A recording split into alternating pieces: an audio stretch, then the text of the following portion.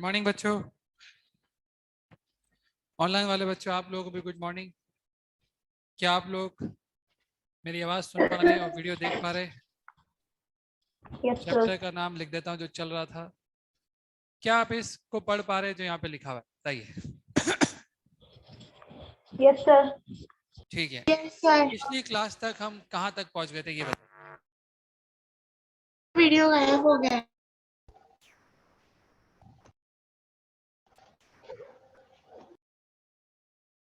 आपने उसको देखा? नहीं देखा? देख लेना, उसमें वर्टिकल सर्कुलर मोशन पूरा है। मैं उसके आगे से पढ़ा रहा हूँ आपको, ठीक है। वर्टिकल सर्कुलर मोशन आपके इतने उतने पेज छोड़ दो, आपकी इच्छा है।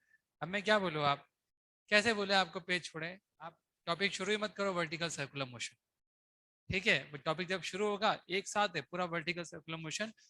दो केस होते हैं उसमें, एक √5 GL वाला, अगर पढ़ा हो कभी आपने, एक √4 GL वाला। याद है थोड़ा बहुत? √5 GL √4 GL वो सारा उसमें है। तो अपन तो कुछ और पढ़ते हैं अभी। देखो अगला सवाल। मान लीजिए यहाँ से आपने इसको इतना तेज फेंक रखा है कि ये पूरा सर्कुलर मोशन कर लेता है। हालांकि उस वीडियो में आपको बताया जाएगा कि आपकी जो वेलोसिटी है वो √5 GL या उससे बड़ी होनी चाहिए अगर आप चाहते हो कि पूरा सर्कुलर मोशन हो जाए। तो मैं अभी उस कॉन्सेप्ट पे नहीं आ रहा कि कम से कम कितनी वेलोसिटी होनी चाहिए जिससे कि पूरा सर्कुलर मोशन हो जाए। वो आपको कहाँ मिलेगा? उस वीडियो में 2 वीडियो है, उस दोनों को देखोगे आपको मिल जाएगा। उसमें कुछ क्वेश्चन वो भी होंगे जो अपन ने पहले ही कर लिए होंगे, क्योंकि वो तो रिकॉर्डेड पहले से वीडियो है, ठीक है। रेडी हो आप? तो क्वेश्चन है, if particle is projected with the speed so that it can it can it can complete its circular motion in vertical plane. If particle is projected with velocity u so that it can complete its circular motion in vertical plane. Vertical plane में ये पूरा circular motion कर सके ऐसा आपने इसको फेंका है। तो मेरा आपसे सवाल क्या है? मेरा आपसे सवाल ये है कि जब इसको आप ऐसे फेंकोगे तो इसका मैक्सिमम और मिनिमम टेंशन कहीं ना कहीं तो आएगा। जहां पे भी आएगा, मैक्सिमम मिनिमम टेंशन के बीच में डिफरेंस कितना है। Determine the difference in maximum and minimum tension during the circular motion. Determine the difference in minimum and the maximum tension during the circular motion. जब सर्कुलर मोशन होगा तो circular motion के दौरान maximum और minimum tension के बीच में कितना distance होगा, सॉरी डिस्टेंस नहीं, कितना डिफरेंस होगा, आपसे ये पूछा जा रहा है। मास इसका m है, नीचे ग्रेविटी लग रहा है, और आपसे पूछा जा रहा है कि मैक्सिमम और मिनिमम टेंशन जहां पे भी आएगा वो कितना होगा। मैं आपको एक आइडिया देता हूँ, हालांकि वीडियो में बहुत डिटेल में आइडिया आपको दे रखा है। जैसे जैसे ये ऊपर जाना शुरू करेगा, एक बात तो कंफर्म है कि इसकी स्पीड लगातार कम होगी। कोई डाउट हो तो बताइए। ऊपर जाने पर ग्रेविटी नेगेटिव वर्कडन करेगा, स्पीड लगातार कम होगी। किसी भी इंस्टेंट पे ये एक सर्कुलर मोशन कर रहा हो, ये जो mg होगा, इस mg का एक कंपोनेंट इस तरफ आएगा। यहाँ पे भी t था और यहाँ पे भी mg था। यहाँ पे mg ऐसा रहेगा, mg हमेशा नीचे ही रहेगा। उसका एक कंपोनेंट जरूर आ सकता है। ये एंगल अगर थीटा हो तो पहले आपको ये बता रहे हैं कि हो क्या रहा है। अगर आप इस जगह पे भी टेंशन निकालना चाहोगे, टेंशन आप कहीं भी निकाल सकते हो। अगर यहाँ लगाना चाहोगे तो इक्वेशन रेडियल डायरेक्शन में लिखोगे, T minus M G cos theta को आप बराबर करोगे m इंटू ए एन के, और ए एन तो आप जानते हो क्या होता है, v स्क्वायर बाई आर या एल कह दो। अब आप सोचिए आपका t आ कितना रहा है। आप बोलोगे sir M G cos theta plus M V square by L आ रहा है। क्या आपको लगता है जैसे जैसे ऊपर जाएगा ये v कम होगा? भाई जैसे जैसे ऊपर जाएगा v कम होगा। ओके, क्या आप ये भी मानते हो कि जैसे जैसे ऊपर जाएगा वैसे थीटा बढ़ेगा?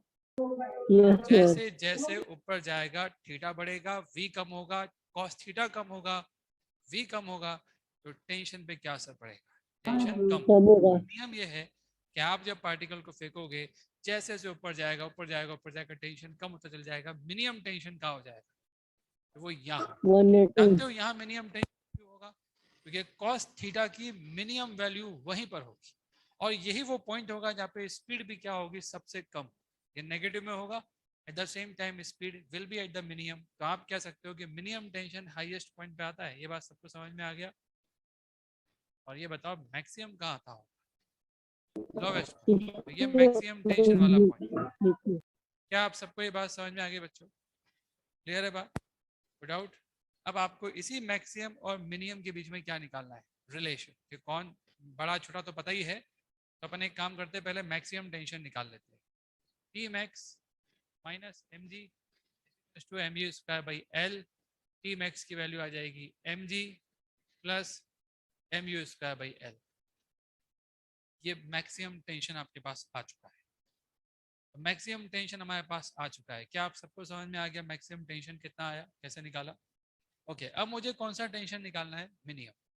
मिनिमम के लिए मुझे यहाँ पर न्यूटन सेकंड लॉ लगाना पड़ेगा। टी लगा दिया, नीचे एम जी लगा दिया, और यहाँ पर उसके पास एक स्पीड भी होगी, वो स्पीड मुझे निकालनी पड़ेगी।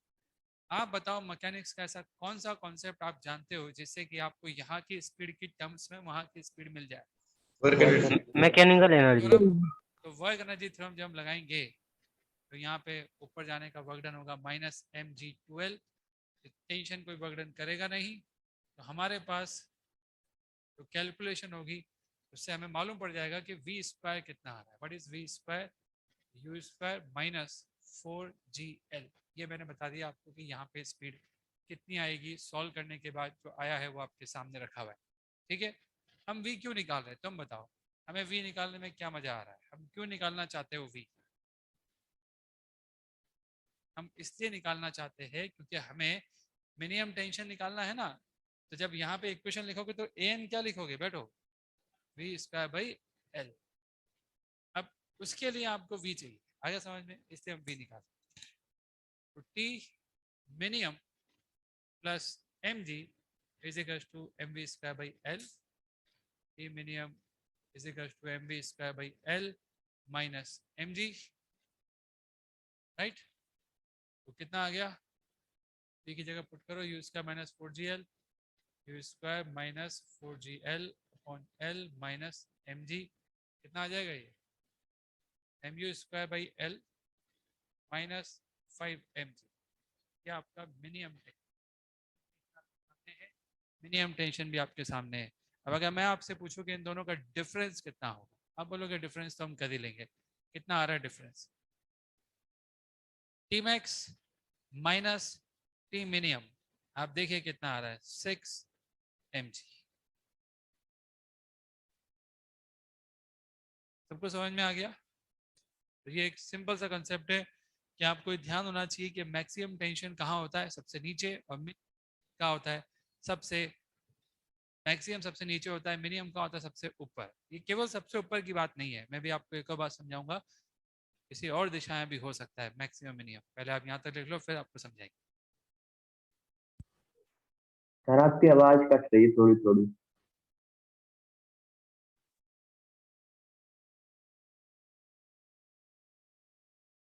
लिख लिया आप लोगों ने?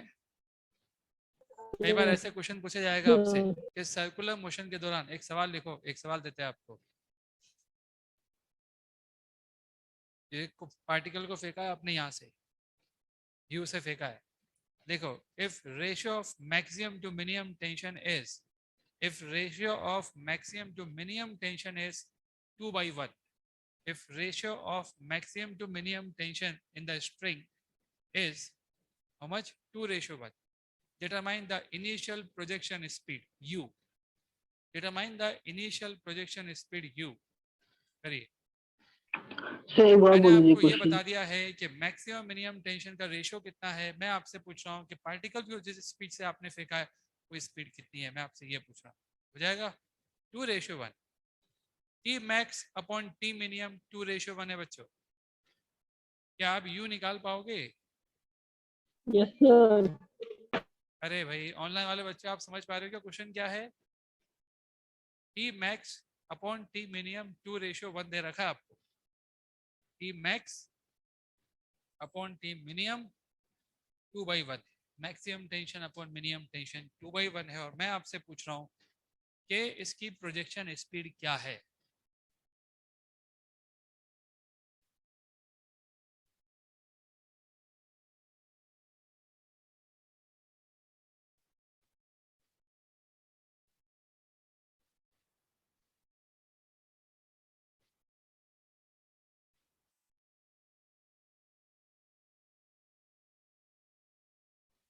क्या आप लोग समझ पा रहे हैं कि इस सवाल को हम कैसे करेंगे? Yes sir. सबसे पहले हमें टी मैक्स और टी मिनिमम की वैल्यू इन दो इक्वेशन से मिल सकती है। याद रखिए जब आप सर्कुलर मोशन करोगे तो मैक्सिमम मिनिमम का डिफरेंस हमेशा ये 6 mg। इस बात को आप रट लो, मैक्सिमम टेंशन और मिनिमम टेंशन का डिफरेंस हमेशा कितना आएगा? 6 mg। तो ऐसे में अगर एग्जामिनर आपको दोनों टेंशन का रेशियो दे देगा तो इन दोनों इक्वेशन को सॉल्व करके आप मैक्सिमम मिनिमम दोनों टेंशन निकाल सकते हो। जैसे क्या है, मेरा है ना, उसको यहाँ रख देना, आपको यू सर आपकी साउंड कट रही है सर। साउंड बोल रहे बेटा, साउंड कट रही है? Yes sir. लगातार कट रही है क्या? यस सर बीच बीच में कट जा रही है काफी। ठीक है,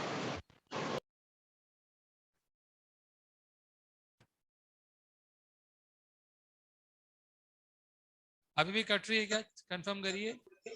नो सर। नहीं कट रही तो नेट का प्रॉब्लम रहा होगा। ठीक है, देख लिया आप लोगों ने क्वेश्चन? हो गया क्या? सॉल्व कर लिया आपने? कितना है आंसर बताओ? 11G। आंसर आ गया। देखो, टी मैक्स की जगह आप रखोगे, टी मिनिमम की जगह रख दो आप T max by 2, T max minus T max by 2 is equal to 6 mg। बीच में आवाज की प्रॉब्लम आई थी, अब ठीक हो गया। टी मैक्स हो जाएगा 12 mg।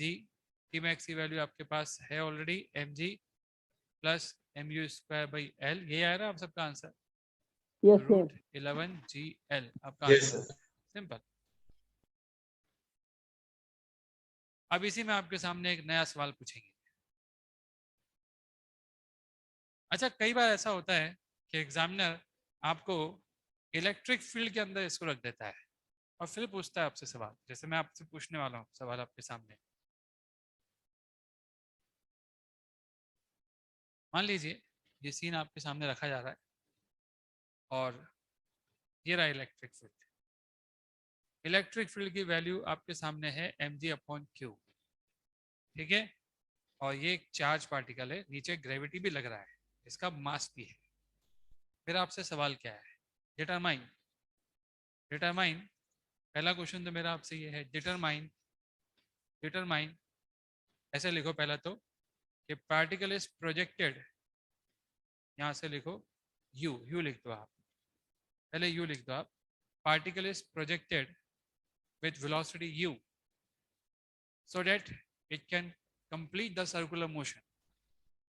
Particle is projected with a speed u, मतलब ऐसी स्पीड से फेंका है कि सर्कुलर मोशन पूरा हो रहा है। वो टेंशन वाली बात नहीं है कि सर्कुलर मोशन होगा या नहीं होगा।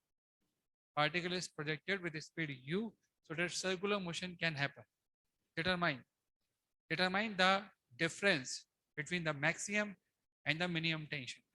Determine the difference between the maximum and the minimum tension. Particle is projected with a speed so that it can perform circular motion. Determine the difference between the maximum and the minimum tension. आपको मालूम करना है कि maximum और minimum tension के बीच में difference कितना होगा। अभी थोड़ी देर पहले ये 6 mg आया था, अब कितना आएगा आपको वापस से निकाल। आइए इस चीज को समझे कि ऐसा क्वेश्चन आ गए कभी तो आप करोगे क्या। आपको एक खास बात दिखाते हैं। अभी थोड़ी देर पहले जो आपने देखा था उसमें दिखाते क्या था। यहाँ mg लग रहा था, mg लग रहा था, mg लग रहा था। आपको याद है बरसात, mg लग रहा था। एक बार बात हो चुकी है ऐसी SHM में, पेंडुलम में बताया था ना मैंने आपको बरसात। तो आपका पार्टिकल पे हमेशा किसकी बरसात हो रही है? mg। आप देखेंगे टेंशन के अलावा एक फोर्स लगातार उस पर नीचे की ओर लग रहा है, वो फोर्स असल में ग्रेविटी है। आपको पता है अब बरसात बदल गई। बरसात इसलिए बदल गई है कि अब उस पर केवल mg ही लग रहा, उस पर QE भी लग रहा। अगर मैं इसी पॉइंट पे आपको दिखाऊं कि दो फोर्स कौन कौन से लग रहे हैं तो आप देखेंगे कि दो फोर्स कौन कौन से लग रहे हैं। एक लग रहा है mg और दूसरा लग रहा है QE। और QE में जब आप E की वैल्यू रखोगे mg/q तो वो भी mg के ही बराबर आ रहा है। इन दोनों का नेट किधर आ रहा है? इन दोनों का नेट आ रहा है इस तरफ। ये फोर्स है F जो कि दो वेक्टर का सम है। कौन कौन से दो वेक्टर का सम? एक जो mg लग रहा है और दूसरा अगर आपने इलेक्ट्रिक फोर्स लगा रखा है तो ये उसका भी फोर्स है, दो फोर्स आपके सामने हो गए। Agree? Root two M G. जब ये पार्टिकल यहाँ आ जाएगा तब भी इस पे दो फोर्स लग रहे होंगे। यस। Yes sir. जब ये पार्टिकल यहाँ होगा तब भी इस पे दो फोर्स लग रहे होंगे। हाँ, क्यू ई एम जी। आपको ये लगता है कि इस बार ये पार्टिकल सर्कुलर मोशन तो कर रहा है लेकिन बरसात बदल चुकी है। हर समय इस पे दो फोर्स लग रहे हैं, क्यू ई और एम जी, और उनका नेट किधर आ रहा है? इस तरफ। अगर मैं आपसे कहूँ कि जब पार्टिकल यहाँ था तो उस पर फोर्स लग रहा था इस तरफ, जब पार्टिकल यहाँ था उस पर फोर्स लग रहा था इस तरफ, जब पार्टिकल यहाँ था उस पर फोर्स लग रहा था इस तरफ, जब पार्टिकल यहाँ था इस पर तो आ जाएगा सेम ही, जब पार्टिकल यहाँ था तो फोर्स लग रहा था इस तरफ, इस तरफ, इस तरफ, इस तरफ। क्या आप सबको समझ में आ रहा है? क्या आपकी बरसात तिरछी हो गई है? ऐसी की जगह तिरछी हो गई है? तो आप ये बता सकते हो क्या कि आपकी बरसात कितने एंगल पर? 45। एंगल निकाल दो ना, ये वाला एंगल हॉरिजॉन्टल से निकाल दो, 45। हॉरिजॉन्टल के साथ। इस बरसात का हॉरिजॉन्टल के साथ एंगल निकाल दो या वर्टिकल के साथ निकाल दो। टेन थीटा आ जाएगा M G upon M G one, theta आ जाएगा 45। तो बरसात का हॉरिजॉन्टल के साथ एंगल भी आपने निकाला। अब ये बरसात आपके काम की आएगी। बना रहा हूँ मैं आपके सामने सर्कल। ये मैंने सर्कल बनाया, ये हमारा पार्टिकल यहाँ था, ठीक है। अब मैं पूरी बरसात आपके सामने बना रहा हूँ। ये देखो, बरसात इसी लाइन के अलोंग है ना। पहले जब आप पहले पढ़ रहे थे, पहले जब केवल ग्रेविटी फोर्स था, तब बरसात इस लाइन के अलोंग थी। तो मिनिमम और मैक्सिमम टेंशन वाला पॉइंट कौन सा आया था? ये और ये। अब कौन सा आएगा? अब ये वाला आएगा, ये बरसात के लोग। और ये। आप चाहो तो इस पूरे डायग्राम को घुमाओ, इतना घुमाओ कि बरसात सीधी हो जाए। अब ये बरसात कितनी है? तिरछी है। आप इसे कैसा घुमाओ, इतना घुमाओ अपनी कॉपी को कि ऐसा डायग्राम दिखने लग जाए आप। जब ऐसा डायग्राम दिखेगा तो आप खुद ही बोल दोगे। समझ में आ रहा है कि नहीं? तो जी की जगह आप कोई नया फोर्स मानेंगे आप, और उसको हम जी इफेक्टिव के नाम से बुलाएंगे। ऐसा हमने पेंडुलम में भी किया था, याद आ रहा है? यस यस तो सर। ये जो पॉइंट होगा, तो ये जो पॉइंट होगा, इसमें आप देखिए आपकी बरसात नीचे की तरफ हो रही है, इस तरफ हो रही है। ये आपकी बरसात, राइट? ऐसी बरसात हो रही है। जहां आप ग्रेविटी वाले बरसात में थे, एमजी वाली बरसात में, आज आपकी बरसात बदल गई है। और जब बरसात बदल जाएगी तो फॉर्मूले बदल जाएंगे। कौन कौन से फॉर्मूले बदलेंगे मैं आपको ये बता रहा हूँ। सबसे पहला फॉर्मूला बदलेगा T max minus T minimum. आपको पता है कि मैक्सिमम टेंशन कहाँ पे आएगा और मिनिमम कहाँ पे आएगा? ये 48 डिग्री एंगल है ना, यहाँ पर क्या आएगा आपका? Maximum tension. मिनिमम कहाँ आएगा? ठीक यहाँ पर। क्या आप सबको ये बात समझ में आ रहा है बच्चों? हम उससे ही कंपेयर कर रहे हैं डायरेक्ट। अगर आपसे कोई पूछे कि इन दोनों का डिफरेंस कितना आएगा, तो पहले आप है ना ये मालूम करो कि ये फोर्स है कितना। बरसात यहाँ पे एफ है ना, ये एफ कितना आ रहा है? दो वेक्टर का रूट सम टू है एम F। जी। कितना आएगा? क्यू का whole root square two M G. Plus root two M G का एम होल जी। स्क्वायर। ये समझ में आ रहा है क्या? क्यू यस की वैल्यू सर। आपने जब रखी तो वह एम जी हो गया, सॉल्व करने पर ये आ गया root two M G. Agree? अब जैसे ही आपको बरसात मिल जाएगी, जी इफेक्टिव होगा, ये जो फोर्स आ रहा है इसको एम से डिवाइड कर दो, ये रूट टू जी आ जाएगा। इसको बोलते हैं जी इफेक्ट। हमने पेंडुलम वाले केस में बरसात डिवाइडेड बाई एम लिखा था, याद आ रहा है आपको? थोड़ा सा भी याद हो, देखो आप, इलेक्ट्रोस्टेट की बात है, याद आया कुछ कुछ? तो ये जी इफेक्टिव हो गया। Yes sir. अब अगर कोई आपसे यस पूछे कि सर। मैक्सिमम टेंशन और मिनिमम टेंशन में डिफरेंस क्या होगा, तो आपने पहले लिखा था 6 mg। क्या लिखा था? 6 mg। अब आप लिखोगे 6 mg इफेक्टिव। तो 6 जी इफेक्टिव के हिसाब से 6 m रूट टू जी हो जाएगा। सिंपल। आया समझ में? तो ये एक कंसेप्ट है जो आपको समझना था। इनफैक्ट एग्जामिनर ये पूछ सकता है कि मैक्सिमम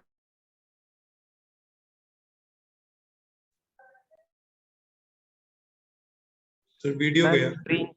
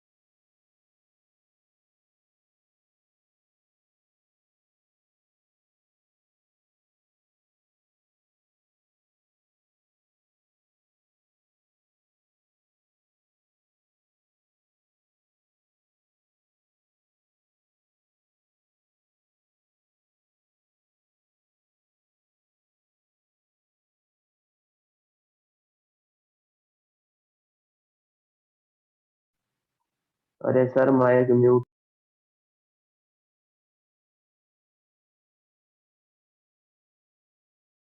सर भूल गए क्या, हम भी लोग हैं।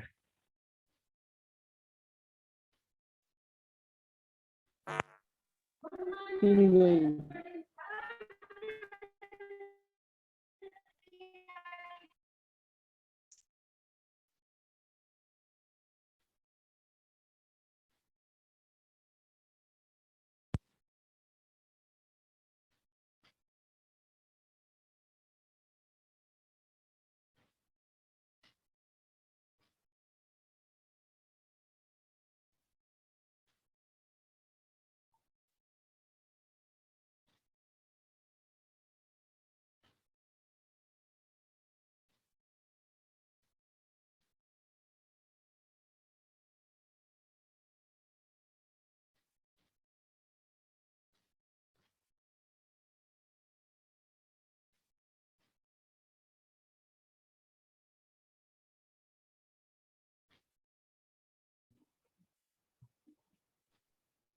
Sir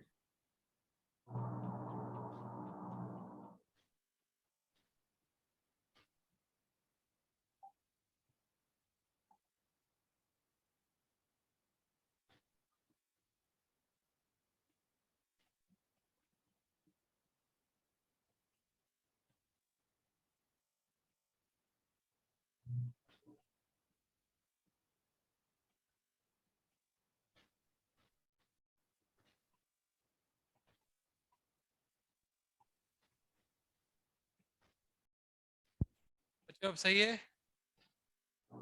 yes sir. Yes sir. मुझे ऐसा लगता है अभी भी इतना टेढ़ा क्यों रहता है ये? ऐसे ही थोड़ा सा बोर्ड ऐसा था ना, लाइन में नहीं है। चलो छोड़ो, ठीक है, बाद में करेंगे इसको। बिगड़ गया ये वापस। बेटा अब सही है? Yes sir. ठीक है, सही है। हाँ जी, तो मैं आपको ये समझा था कि आज के बाद जब भी आपके सामने ऐसा सवाल आ जाए जिसमें ग्रेविटी के अलावा कोई और कांस्टेंट फोर्स लग रहा हो, जैसे कि ये इलेक्ट्रिक फील्ड था, राइट? अगर मान लो मैं आपके सामने एक और सवाल ऐसे ही पूछूं, एक और सवाल मुझे बताना है इसमें। अगर मैं आपसे पूछूं कि यहाँ पर मिनिमम स्पीड कितनी होनी चाहिए जिससे कि ये सर्कुलर मोशन कर जाए, यहाँ पर इस जगह पे जहाँ मैक्सिमम टेंशन होता है ना, वहीं से आप फेंकते हो पार्टिकल को।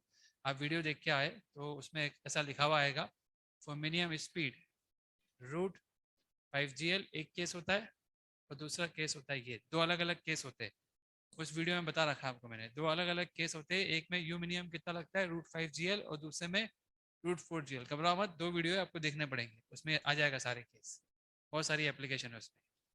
यहाँ पे मैं आपको समझा रहा हूँ कि क्या होगा अगर आपसे कोई पूछे कि बताओ यहाँ पर मिनिमम स्पीड कितनी देनी पड़ेगी ताकि ये सर्कुलर मोशन कर जाए। लोवेस्ट पॉइंट पे नहीं, यहाँ पूछ रहा है 48 डिग्री एंगल। तो आप बोल सकते हो यही फॉर्मूला लग जाएगा, बस जी की जगह क्या आ जाएगा, जी इफेक्टिव आ जाएगा। ये बात सबको समझ में आ रहा है? अगर एग्जामिनर आपसे ये पूछ ले कि नहीं मुझे तो यहाँ बताओ यहाँ मिनिमम स्पीड कितनी देनी पड़ेगी जिससे कि एक कंप्लीट सर्कुलर मोशन कर जाए, तो आप क्या करोगे वो सुनो। आपको वहां की तो स्पीड पता है ना मिनिमम, और यहाँ की आपको यस निकालनी है। सर। तो यहाँ से वहां तक क्या लगा दोगे? Work energy. Work energy. खत्म। समझ में आ रहा है बच्चों? ऑनलाइन वाले बच्चों यस समझ सर। में आ रहा है क्या? Yes sir. Yes sir. ठीक है, तो मैंने आपको ये समझाया है। लिख लो, आप एक सवाल करते हैं बनतो, उससे ज्यादा याद हो जाएगा अपने को। यही सवाल है, इसे हम पूछ लेते हैं अपन। Determine the minimum speed, the minimum value of U. Determine the minimum value of U, कहाँ से? ए पॉइंट से, जहां से आपने फेंका था। Determine the minimum value of you for which particle can do circular motion. Determine the minimum value of u for which particle can complete circular motion. मैं आपके सामने वापस डायग्राम बनाऊंगा और कैसे करेंगे उसको सॉल्व हम वो देखेंगे। हमने जी फैक्टर तो निकाल ही रखा है ना, बस तो फिर तो हो ही जाएगा क्वेश्चन। ये रहा एक सर्कल, ये वो लाइन है जिसके अलोंग कौन है? जी इफेक्टिव है, राइट? जी इफेक्टिव लाइन है ये, किस डायरेक्शन में आएगी वो लाइन यहाँ से बनाएंगे। इस जगह पर हमको मालूम है कितनी स्पीड होनी चाहिए कम से कम जिससे कि सर्कुलर मोशन हो जाए। अगर ये 5 रस्सी √2 GL। वाला केस है, अगर ये रस्सी वाला केस है, स्ट्रिंग मान के चल रहे तो √5 जी इफेक्टिव कितना है आपका √2g, √5 √2gl। सबको समझ में आ गया? बोलो हाँ या ना, आपको समझ में आ रहा है कि नहीं आ रहा? अब आपको यहाँ की स्पीड पूछी जा रही है कि कितनी होगी। इस पॉइंट पे क्या लगाओगे आप? वर्क एनर्जी थ्योरम कैसे लगाओगे आप? देखो मैं आपको बताऊं, अपनी कॉपी बनाओ पहले, सबसे पहले इसको बनाओ एक बार, फिर बताता हूँ क्या करना है आप। बना लिया तो अपनी कॉपी को घुमाओ और इतना घुमाओ कि आपका जो जी है ना नीचे की तरफ लग रहा है वो ऐसा हो जाए। कितना लग रहा है ये? √2g। फिर तो आपको लगाना ही जाएगा वर्क एनर्जी थ्योरम। आपको इलेक्ट्रिक फील्ड का या ग्रेविटी का अलग से वर्क डन निकालने की जरूरत नहीं पड़ेगी। आप मेरे को वही केस ला दूंगा आपको जो थोड़ी देर पहले आपने किया था।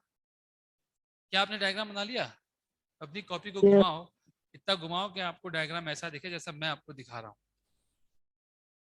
ऐसा दिखना चाहिए आपको। दिख रहा है क्या आपको? देखो ना, आपको दिख रहा होगा ना डायग्राम में? yes, आपको yes, ऐसा दिख sir. रहा है क्या? इधर दिख रहा होगा √2g। देखो आप, ये एंगल 45 डिग्री है। आपको यहाँ पे स्पीड निकालनी है। यहाँ पे तो स्पीड मालूम है आपको कितनी है, √5 √2gl। आपको यहाँ की स्पीड निकालनी है। अब इस पॉइंट पर इस पॉइंट पे क्या लगाना है आप? Work energy theorem. जैसे ग्रेविटी फोर्स का आप कर रहे थे वैसे अब ग्रेविटी की जगह क्या लिख दोगे? जी इफेक्टिव लिख दोगे बस, और कुछ भी नहीं। बताओ क्या करोगे अब? यहाँ से यहाँ तक कैसे लगाएंगे वर्क एनर्जी थ्योरम? कितना नीचे आया ये? R minus R cos 45। तो m √2g L minus L cos 45। समझ में आ रहा है? इज इक्वल्स टू क्या लिखेंगे? फाइनल काइनेटिक एनर्जी कितनी है? हाफ 5 L जी इफेक्टिव की वैल्यू √2g है। राइट, यही आ रहा है स्क्वायर करके। और इनिशियली कितनी थी? Minus half mu square. तो यहां से आपको u मिल जाए। आपको एक आसान तरीका बताया जा रहा है, अदरवाइज तो बहुत मेहनत हो जाएगी इस सवाल को करने। जब भी आपके वर्टिकल सर्कुलर मोशन में कोई कांस्टेंट फोर्स लग रहा हो, लगातार किधर भी किसी भी डायरेक्शन में लग रहा हो, आपसे कोई पूछे कि मिनिमम स्पीड यहां से बताओ, आपको एक जगह की मिनिमम स्पीड पता है सर्कुलर मोशन के लिए। वो जगह कौन सी होती है जहाँ टेंशन मैक्सिमम होता है? कितनी होती है स्पीड? √5gl या फिर √4gl। दो अलग अलग केसेस के लिए, मैंने जिस केस के लिए लिया है उसके लिए √5gl। बस जी की जगह आपको क्या लिखना है? जी इफेक्ट। इतना सा आपको करना है। ठीक है, उस पॉइंट की मिनिमम स्पीड पता है तो आप हर जगह की मिनिमम स्पीड बता सकते हो for circular motion work energy theorem लगा करके। वही सिखा रहा हूं मैं आपको इतनी देर से। क्या आप सबको समझ में आ गया? कोई डाउट किसी को इसमें? चलो एक सवाल पूछते हैं आपसे, देखिए आपको कितना समझ में आया, यही मालूम पड़ जाएगा। ठीक है, एक लल्लू सवाल आप सबके सामने। रेडी हो आप लल्लू सवाल के लिए? ठीक है, लल्लू सवाल के Yes, लिए sir. हमेशा हम रेडी रहते हैं।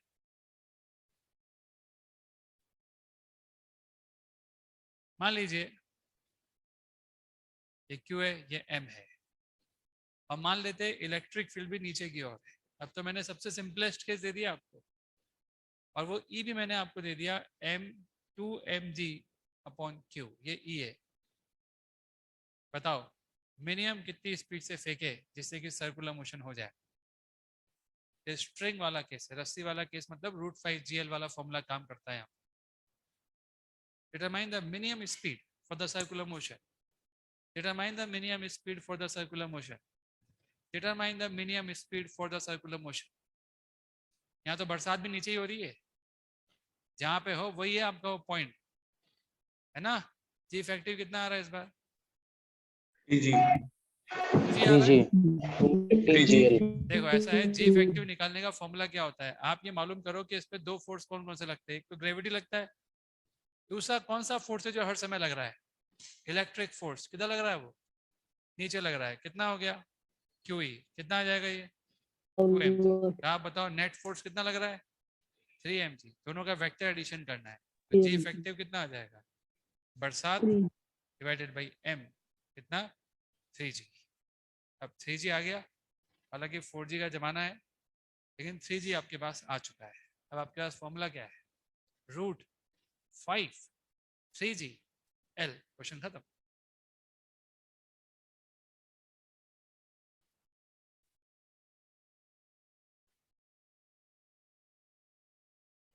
आप बोलोगे यू मिनिमम होना चाहिए √5 जी इफेक्टिव एल √5 3G एल। अगर मैं आपसे पूछूं कि मैक्सिमम और मिनिमम टेंशन के बीच का डिफरेंस कितना हो, अरे बोलो फटाफट कितना होगा? 6 mg होता है ना, जी की जगह क्या लिख दोगे? 3G। आ गया सबको समझ में? मेरे हिसाब से आपके बरसात कॉन्सेप्ट समझ में आ गया। लिख लो आप, जब वर्टिकल सर्कुलर मोशन में ग्रेविटी के अलावा, जब वर्टिकल सर्कुलर मोशन में ग्रेविटी के अलावा, जब वर्टिकल सर्कुलर मोशन में ग्रेविटी के अलावा, जब वर्टिकल सर्कुलर मोशन में ग्रेविटी के अलावा कोई और भी कांस्टेंट फोर्स पार्टिकल पर लग रहा हो, जब वर्टिकल सर्कुलर मोशन में ग्रेविटी के अलावा कोई और भी कांस्टेंट फोर्स, फोर्स कैसा होना चाहिए? कांस्टेंट। ये सारी कहानी तब है कोई और कांस्टेंट फोर्स भी पार्टिकल पर लग रहा हो तो हमें बरसात को याद करना है। तो हमें बरसात को याद करना है। क्या होती है बरसात, वो लिखो अब आप। व्हाट इज बरसात? देखो बरसात क्या है। बरसात है वो जो कांस्टेंट फोर्स लग रहा है वो प्लस जो ग्रेविटी फोर्स है वो, उनका वेक्टर एडिशन। लिख लो आप, दो फोर्स का आपको कौन सा एडिशन करना पड़ेगा? Vector addition. बरसात निकालने के लिए आपको ये करना पड़ेगा। एक बार आपकी बरसात आ गई तो फिर तो जी इफेक्टिव निकाल लेंगे, बरसात डिवाइडेड बाई एम, इससे आप जी इफेक्टिव निकाल। ठीक है, बरसात एक वेक्टर होगा बच्चों, याद रखना, बरसात एक वेक्टर होगा। ये बरसात का जो लाइन आएगा, बरसात लाइन, उसी लाइन पर मैक्सिमम मिनिमम टेंशन होगा। ये बात सबको समझ में आ रही है? ये भी आप लिखो, बरसात जिस लाइन के अलोंग आएगा, बरसात जिस लाइन के अलोंग आएगा, लाइन के अलोंग आएगा, उसी लाइन पर T max and T minimum मिलता है। अब ये कहाँ मिलता है, ये मेरे हिसाब से आपको समझ में आता ही है। जैसे बरसात हो रही है, उसके नीचे वाली साइड पे मैक्सिमम और बरसात के ऊपर वाली साइड पे मिनिमम। सबको समझ में आ गया? ठीक है, जहां मैक्सिमम, अच्छा देखो, T max minus T minimum तो लिखना भूल ही गए। क्या होगा उसका फॉर्मूला? 6 mg effective. और एक और, जहां पे टेंशन मैक्सिमम आएगा वहां पे मिनिमम स्पीड का फॉर्मूला क्या होगा? जहां टी मैक्स होता है वहां you minimum for circular motion, और सर्कुलर मोशन कितना होता है? √5 जी इफेक्टिव एल और √4 जी इफेक्टिव। दोनों केस एक साथ मैंने बता दिए। आप जब वीडियो मिलेगा, दो वीडियो उसको देखेंगे आप, तो उसमें दोनों केस होंगे कि अगर रिजिड रॉड होगी तो क्या होगी, वैसा होगा तो क्या होगा, दोनों केस। सबको समझ में आ गया? मैं आपसे एक और सवाल पूछने वाला हूँ जिसमें आपको दिखाएंगे एक और इम्पोर्टेंट बात है बच्चों, लिख लो, आप बताते हैं आप। ये जो दोनों फोर्स आपको दिख रहे हैं ना, ये दोनों फोर्स, इन दोनों फोर्स की खासियत है बहुत बड़ी। ये दोनों फोर्स सर्कुलर मोशन के प्लेन में है। देखो आप, नहीं लग रहा आपको? सर्कुलर मोशन इस प्लेन में हो रहा है ना, ग्रेविटी फोर्स कौन से प्लेन में है? इसी प्लेन। और ये भी किस में है? इसी प्लेन में। तो आप इन दोनों फोर्स की खासियत लिखो ऊपर ही, आसपास लिखो, ये दोनों फोर्स सर्कुलर मोशन के प्लेन में होने चाहिए। ये जो बरसात कॉन्सेप्ट आप पढ़ा रहे हैं आपको, वो कब एप्लीकेबल है? जब दोनों कांस्टेंट फोर्स कैसे हो? सर्कुलर मोशन के प्लेन में हो। लिख लो आप इसको।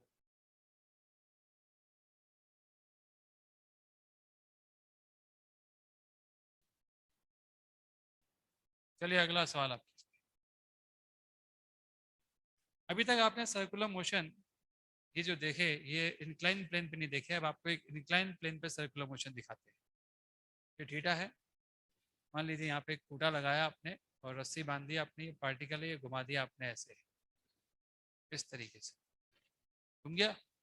पार्टिकल का मास m है और इतनी स्पीड से फेंका है कि ये क्या कर जाए? Circular motion. Determine T max minus T minimum, determine T max minus T minimum. Maximum minimum tension का डिफरेंस आपको निकालना है। आप ये बताइए, कोई बरसात दिख रही है यहाँ पे आपको? बरसात दिख रही है सबको? कौन सी बरसात दिख रही है? ऐसा कोई फोर्स बताओ जो इस प्लेन में लग रहा हो और वो लगातार कांस्टेंट हो। एम जी साइन थीटा लग रहा है आपको? समझ में आ रहा है? आप किसी भी समय देखोगे तो एम जी साइन थीटा इस तरफ लग रहा होगा और एक M G cos theta perpendicular to circular motion लग रहा होगा। ये हमारे किसी काम का नहीं है। आपको बता दूं, एम जी कॉस थीटा भी कांस्टेंट है लगातार। देखो आप, क्या एम जी कॉस थीटा लगातार लग रहा है इस पर? अरे आपका पार्टिकल यहाँ भी आ जाएगा ना, यहाँ भी आ जाएगा ना, तो एक फोर्स यहाँ लगेगा एम जी साइन थीटा, और एम जी कॉस थीटा क्या लगेगा? Perpendicular to circular motion. सबको समझ में आ रहा है बात?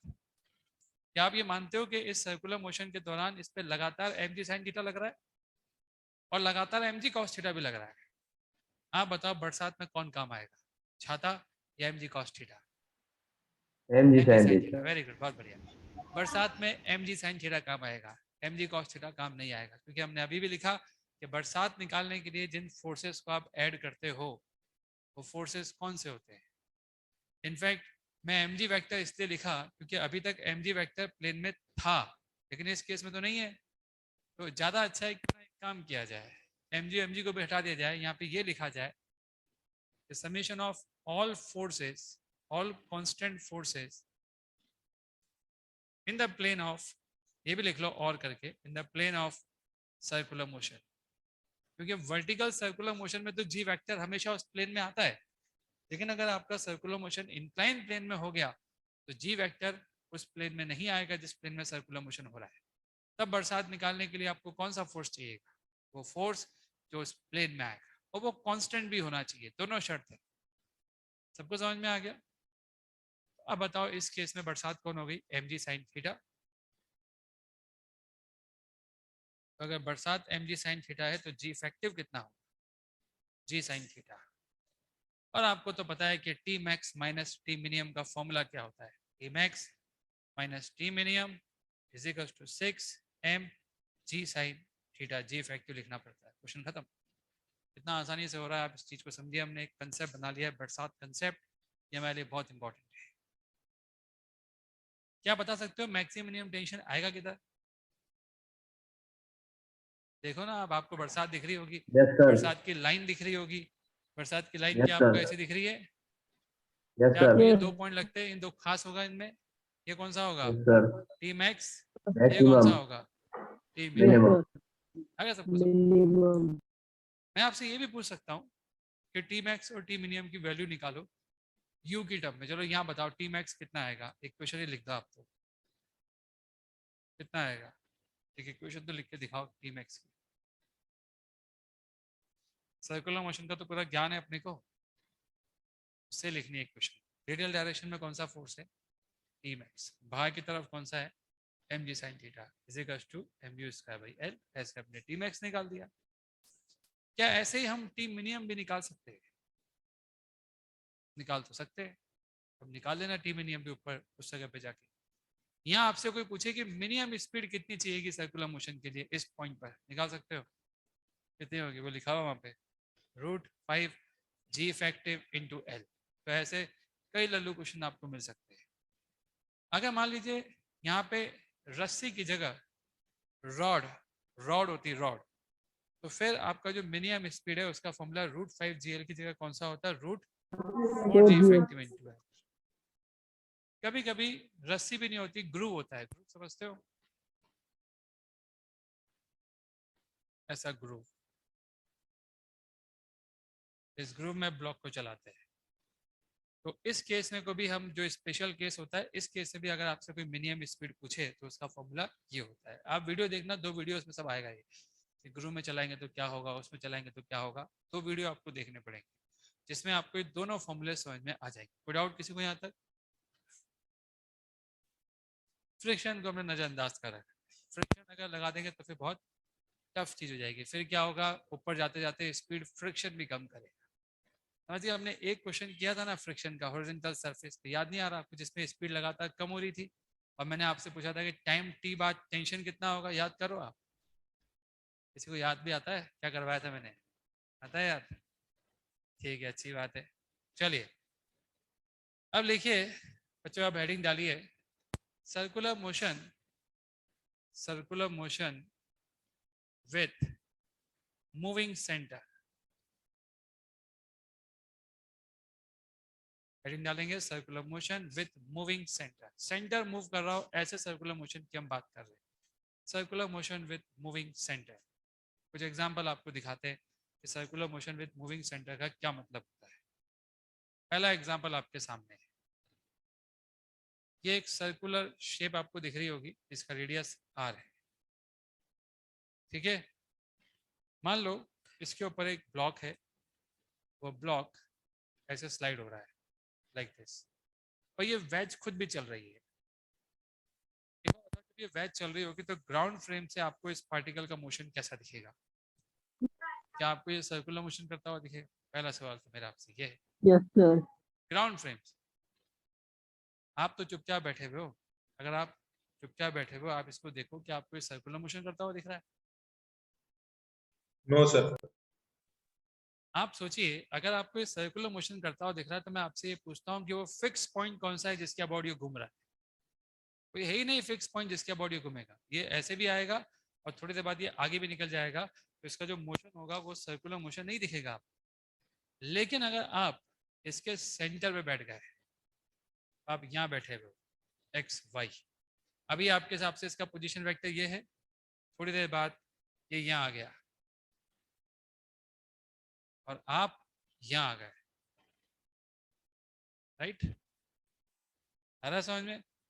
जब आप यहाँ आ गए और ये यहाँ आ गया, अब बताओ पोजीशन वेक्टर ये है, थोड़ी देर बाद ये और आगे चल जाएगा, आप सेंटर पे होंगे नई जगह पे, और पोजीशन वेक्टर अगर हम फिर से बनाएंगे तो वो कैसा आ जाएगा आप वो भी देखिए।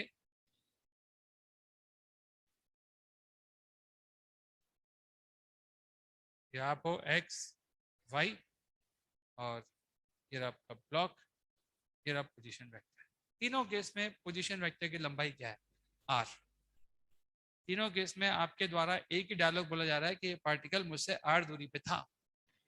आप जब किसी चीज को देखो और वो आपको हमेशा आपको आर दूरी पर दिखे, लेकिन साथ साथ ओरिएंटेशन चेंज हो, पहले पोजीशन वेक्टर ये था, फिर ये हो गया, फिर ये हो गया, क्या आपको पोजीशन वेक्टर का ओरिएंटेशन चेंज होते हुए दिखा? आप बताओ ऐसा कोई मोशन हो, आप किसी पार्टिकल को देख रहे हो, वो आपको पहले वहां दिखा, फिर यहाँ दिखा, फिर वहां दिखा, लेकिन हर बार दूरी आपकी इससे सेम दिखी, क्या कहोगे आप? कि वो सर्कुलर मोशन कर रहा है। वो भी सेंटर कौन है? आप खुद हो, क्योंकि आपको ऐसा लग रहा है कि उसकी आपके से दूरी हमेशा सेम है, लेकिन ओरिएंटेशन लगातार चेंज हो रहा है, मतलब आप सेंटर पे खड़े हो और आपको ऐसा लगना चाहिए कि ये पार्टिकल सर्कुलर मोशन कर रहा है। ये एक केस है। एक और केस, ऐसे कई सारे केस होंगे, मैं आपको 2-3 केस समझा रहा हूँ। मान लो ये कॉनिकल पेंडुलम है, एक लिफ्ट है, लिफ्ट के ऊपर टांग रखा है, बंदा यहाँ पे खड़ा है, इससे पूछो उसे कौन सा मोशन दिख रहा है? उसके हिसाब से सर्कल पे तो घूम ही रहा होगा, लेकिन ऊपर भी जा रहा होगा, तो उसके हिसाब से स्पाइरल मोशन दिखेगा। ये मोशन किसको हेलिक्स। दिखेगा? किसको दिखेगा? ये बाहर वाले को दिखेगा। लेकिन जो बंदा इस सेंटर पे ही बैठ जाए, इनफैक्ट सेंटर पे बैठो या लिफ्ट में बैठो, इस केस में तो एक ही बात है, तो एक बात है, जो वेलोसिटी जो वो एक्सेलरेशन इस सेंटर का होगा, क्योंकि वो उसे टंगा हुआ वही लिफ्ट का होगा, तो आप लिफ्ट की फ्रेम में भी बैठ सकते हो। लेकिन हम किस पे बिठाएंगे आपको? हमेशा इस जगह बिठाएंगे, या यहाँ बिठा दें, कहीं बिठा दो, यहाँ बिठा दो, या आप लिफ्ट की फ्रेम में चल जाओ। तो यहाँ पर लिफ्ट की फ्रेम में क्या कर रहा है बॉडी? पार्टिकल सर्कुलर मोशन कर रहा है।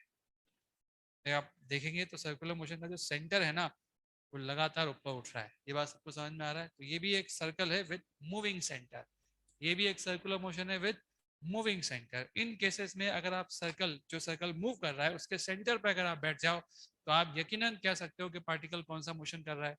सर्कुलर मोशन कर रहा है। अब मैं आखिरी केस आपको और दिखाऊंगा। ये दो मोती है और ये रॉड है। दो मोती को आपने, धागा भी हो सकता है, मैंने रॉड लिया है, छोड़ दिया मैंने इसको वायर फ्रेम में, थोड़ी देर बाद ये यहाँ आ जाएगा, ये यहाँ आ जाएगा। आप बताओ ग्राउंड फ्रेम से आपको 1 कौन सा मोशन करता हुआ दिख रहा है? Straight line.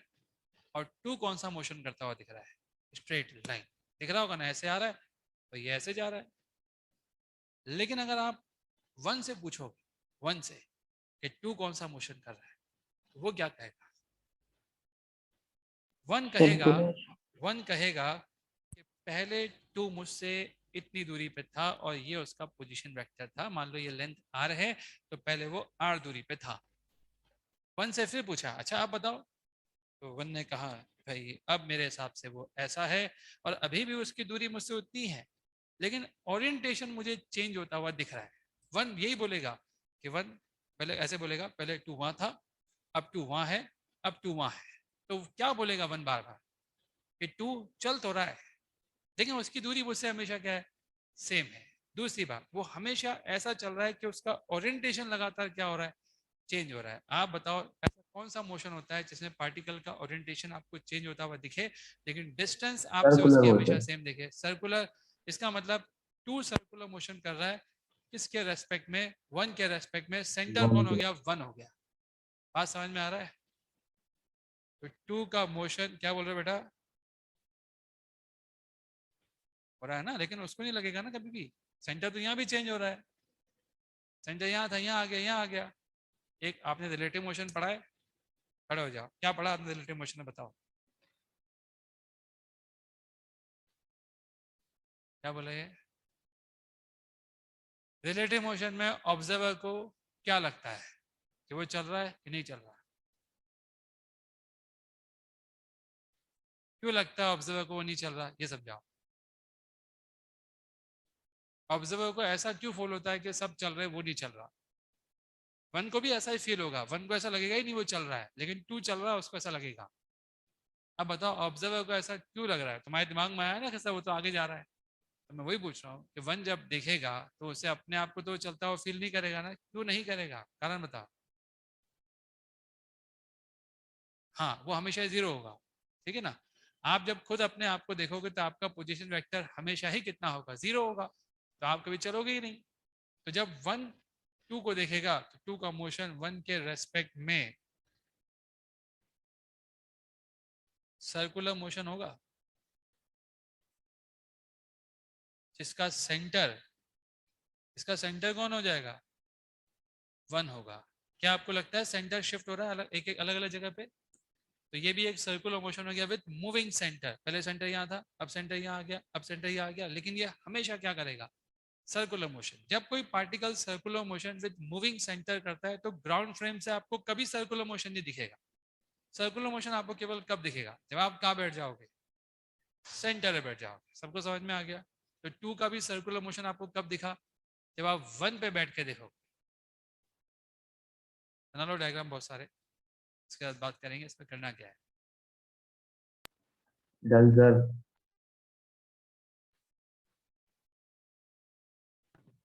डन।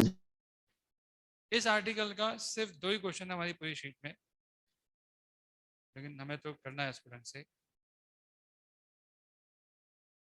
मैं सिर्फ आपको ईएमएफ ही दे रहा हूँ, ईएमआई नहीं दे रहा है आपको। वीडियो तुमने तय किया था, एक ही चैप्टर बहुत है, आप वो भी कर लो तो बहुत है। फिर टाइम नहीं मिलेगा आपको, 2 दे देंगे तो आप कर तो पाओगे नहीं, तो बाद में दे देंगे आपको ईएमआई, आप आ जाओगे उसके बाद दे देंगे, इसमें क्या है। सर एक ही मिलेगा?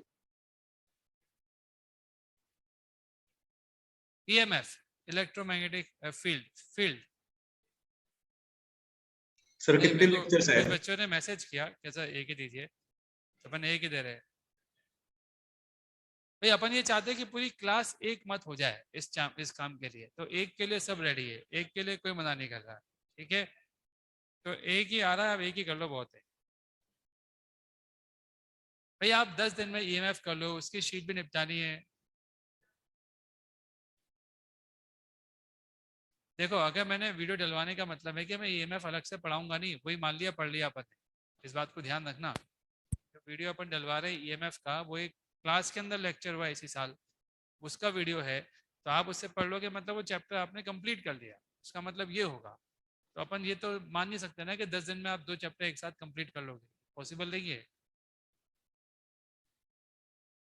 अब ईएमएफ ही कर लो ना, बहुत भारी चैप्टर है वो भी, 10-11 दिन का लेक्चर है, हर रोज आप एक लेक्चर देखोगे, बाकी भी तो बैकलॉग होंगे आपके बहुत सारे, नहीं क्या कुछ भी, सब निपट चुका है है क्या? सर। नो सर है। होता है सर। अब तक जितना पढ़ रखा है उन सबको तो रिवाइज करना है आपको।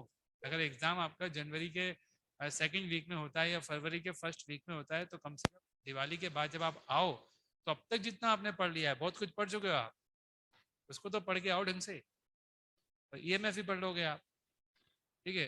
फिर आएंगे तो अपन सबसे पहले वो भारी चैप्टर उठाएंगे, centre of mass, rotation SHM. उस समय में हम एक काम करेंगे, मेरा एक बैच में मॉडर्न फिजिक्स चलेगा, आप चाहो तो वो लाइव अटेंड कर पाओगे, ऐसा अपन अरेंजमेंट करवा देंगे कि आप भी शाम को बैठ के आ जाना उस क्लास में। ऐसे वो मुश्किल होता है, शाम का ही तो है उसका क्लास, या तो आपको उसमें बोल देंगे कि आप भी आ जाओ उसमें, ठीक है। ऐसा कर सकते हैं, यस सर। ऐसा कर सकते हैं।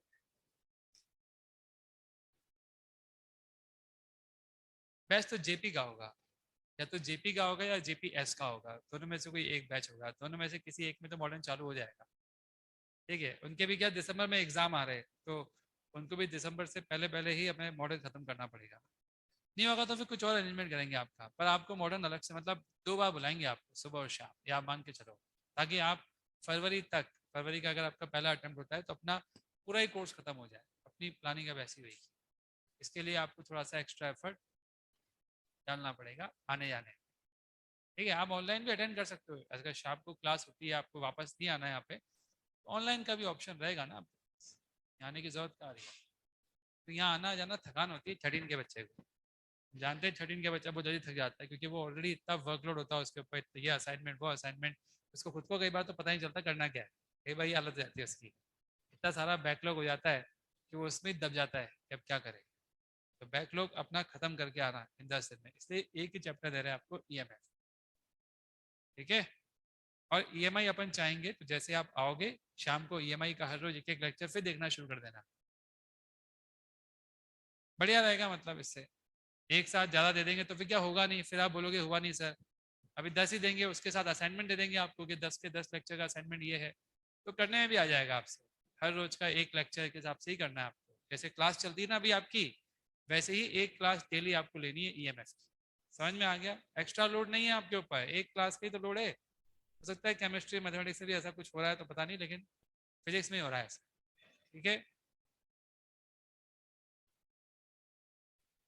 ऑर्गेनिक में होगी ना क्लास आपकी, हाँ तो वैसे ही एक क्लास समझ लो आप इसको। तो 2 क्लास हो गई आपकी डेली की। अब आप चाहते हो कि सारे चैप्टर पकड़ा दो, ऐसे तो मुश्किल हो जाएगा आपके लिए। हम जानते हैं कि क्या होगा, सब छूट जाएगा फिर। तो उतना ही दो ना जितना आप झेल भी सको। एक चैप्टर भी अपन करके आ गए तो फायदा है, इसमें क्या तकलीफ आ रही है। चलो ये समझ में आ गया आप सबको। ईएमआई का मैं हाथों हाथ दे दूंगा, जैसे ही आप आओगे ना ईएमआई का ही भेज देंगे आपको, कोई टेंशन मत लो, ईएमआई भी शुरू कर देना। और इसको पहले आप कंप्लीट कर लो, मुझे मैसेज करो कि हाँ सर हो गया इसका, इसके बाद अपन ईएमआई डालेंगे, एक साथ दोनों नहीं डालेंगे, ठीक है। आईबीडी के बाद ही डालेंगे, आईबीडी तो सुबह होएगा ना भाई, और शाम को आप करोगे, इच्छा नहीं हो रही आप, चलो मत करना कोई बात नहीं। चलो अभी तो इसको कर रहे हैं अपन, कोई बात नहीं, आप जितना अपन कर सकते करते, ये समझ में आ गया। फिर आप मुझसे ये भी एक्सपेक्ट मत करा करो कि मैं आपको हर एक चीज बताऊं। अब जैसे ये चीज मैंने आपको बताई है, छोड़ सकते थे, इसमें क्या है, कई आर्टिकल गायब कर सकते हैं भाई, बहुत आसान होता है गायब करना, लेकिन मुझसे गायब होता नहीं है, प्रॉब्लम ये है मेरे साथ। ये सबको समझ में आ गया? आधा घंटा क्लास आजकल खींच नहीं पा रहे हम, ये भी एक प्रॉब्लम चल रही है। सबको समझ में आ गया यहाँ तक? खत्म करें इस चीज को, लिखो एक डायलॉग, लिखो डायलॉग, क्या लिखना वो लिखो। When center of circular path is moving, then from ground frame particle is not doing circular motion. When center of circular path is moving, then from ground frame particle is not moving on circular path. However, particle is not moving on circular path. However, particle is not moving on circular path. However, particle is not moving on circular path. However, क्या? However, center. However, center of. However, center of. Sorry, center of नहीं. However, from center frame. However, from center frame. However, from center frame, particle is moving on circular path. लिख लिया आपने? अब अगला point लिखिए. If center is accelerating, however from center frame, center of mass नहीं है, center है, centre मतलब सर्कल का centre. However, from frame of center of circle, particle is moving on circular path. तो ग्राउंड फ्रेम से आपको वो सर्कुलर मोशन करता हुआ नहीं दिख रहा, आपने खुद ने देखे इतने सारे एग्जांपल. लेकिन सेंटर पर बैठ जाओगे तो आपको क्या लगेगा, क्या लगेगा, सर्कुलर मोशन. ठीक है, अगला पॉइंट लिखिए. अगर आप न्यूटन सेकंड लॉ लगाना चाहते हो, कौन सी फ्रेम पे बैठ के, इस फ्रेम पे बैठ के, तो फिर आपको ये भी चेक करना पड़ेगा कि ये फ्रेम एक्सेलरेटिंग है कि नॉन एक्सेलरेटिंग. क्यों चेक करना पड़ेगा तो बताओ. मैं इस फ्रेम में बैठ गया, सूडो फोर्स लगाने है ना. आप लिखिए if center of circle is accelerating, if center of circle is accelerating, accelerate भी हो रहा है.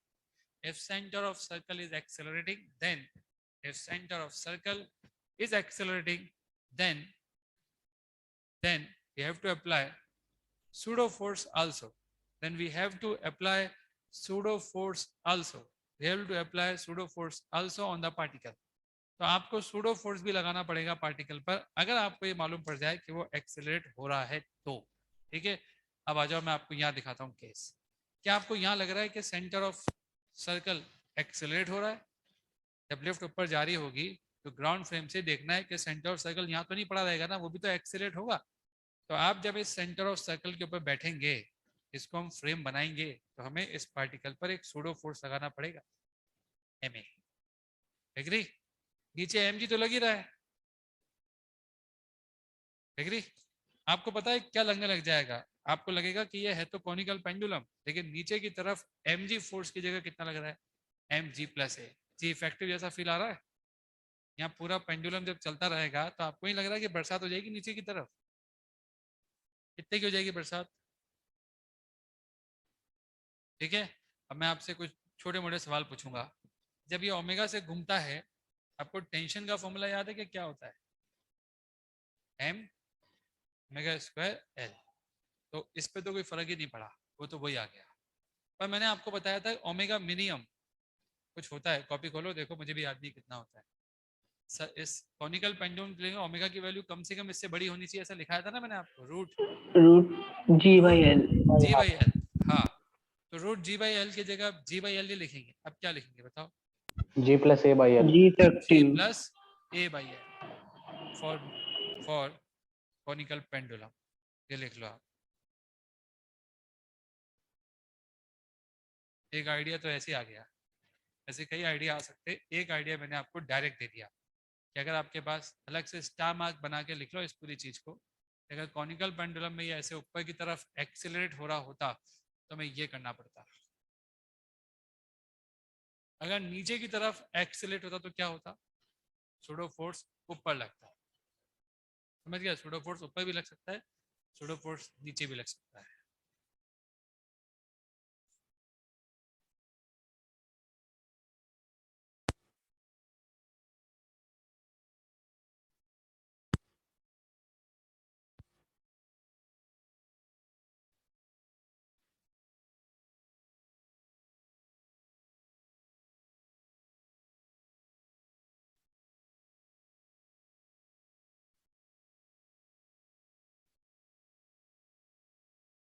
चलिए अब एक और सवाल लेते हैं अपन.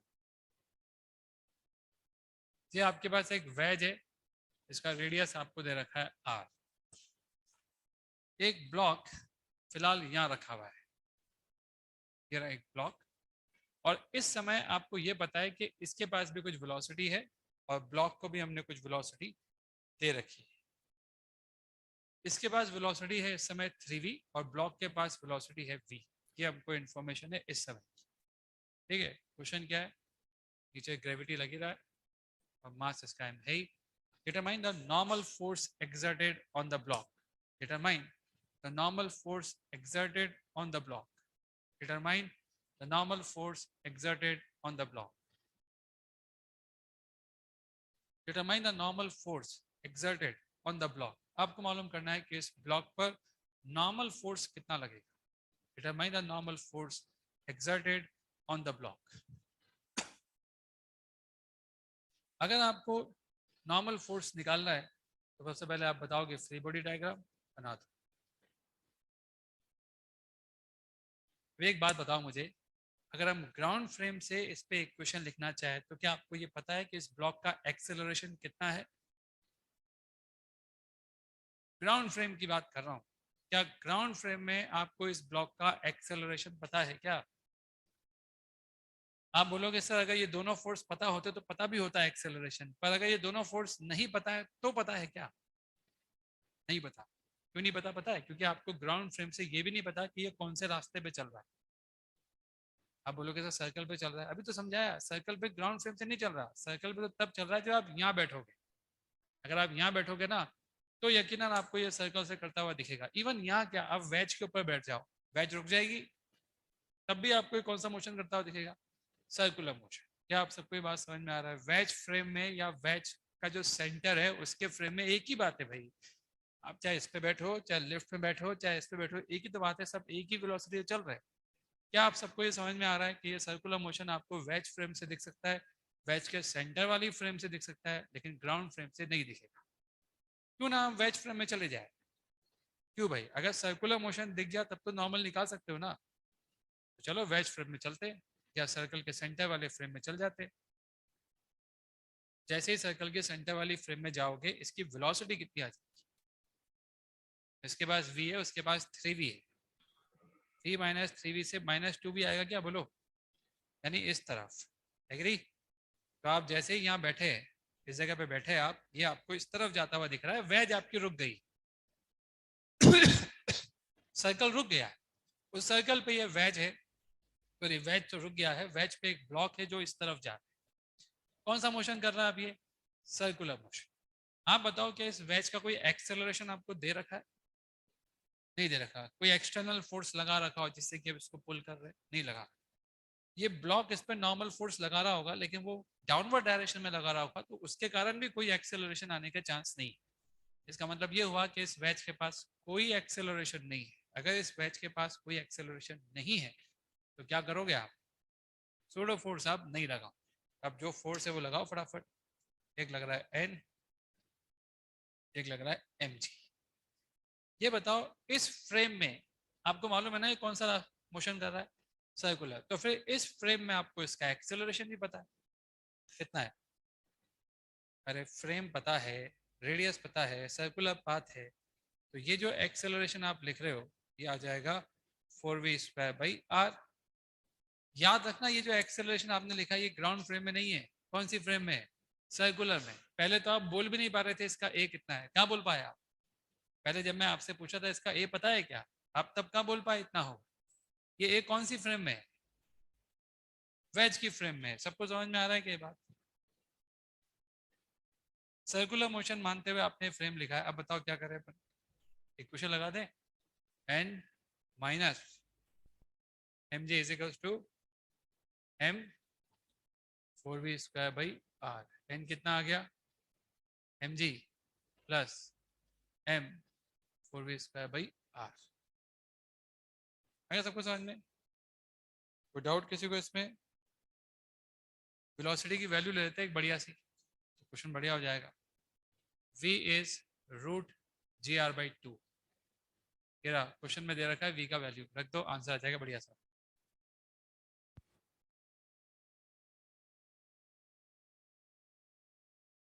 v की वैल्यू दे दी आपको बच्चों में, जिस वेलोसिटी से फेंकता है वो वेलोसिटी आपको दे रखी है मैंने।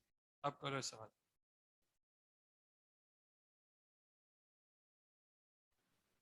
To M ji. 2mg आ गया? ठीक है, सबको समझ में आ गया सवाल? कंसेप्ट क्लियर है? मैं आपसे एक और सवाल पूछता हूँ अब, जब n आ गया है तो एक और सवाल। Determine the acceleration of block. n नहीं पूछ रहा, सवाल ऐसा ही दूंगा और पूछूंगा कि एक्सेलरेशन ऑफ ब्लॉक निकालो। कैसे निकालो?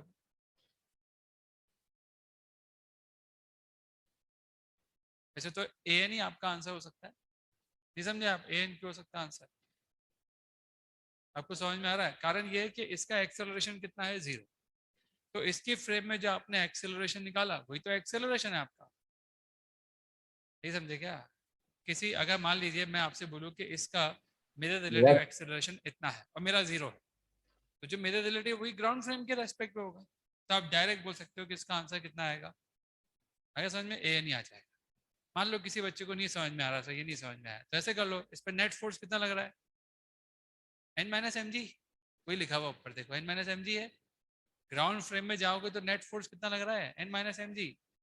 तो एन माइनस एम जी करके जब आप ग्राउंड फ्रेम का एक्सेलरेशन निकालोगे तो वो जी तो आ रहा है, और यू भी आप निकाल के देखो, वी की जगह पुट करो ये वैल्यू,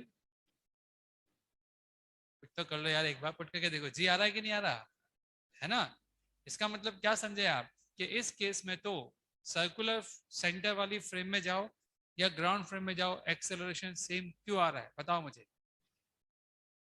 सेम इसलिए आ रहा है क्योंकि ये चल नहीं रहा, ये चुपचाप पड़ा हुआ है इसलिए आ रहा है, मतलब चुपचाप नहीं पड़ा हुआ, इसका एक्सेलरेशन नहीं है इसलिए आ रहा है। अगला सवाल मेरा आपसे,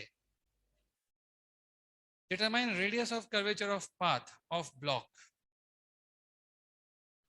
इस जगह पर जब ब्लॉक है आपको बताना है कि इसका radius of curvature of path कितना होगा। कैसे निकालते हैं radius of curvature of path, कैसे निकालते हैं। V square by R A N equal. आप बोलोगे जैसे अगर मुझे इस पार्टिकल का radius of curvature of path निकालना है, मुझे दो बात पता होनी चाहिए, एक इसका ए, वो मुझे पता है किधर है, ऊपर है, कितना है ए, जी है।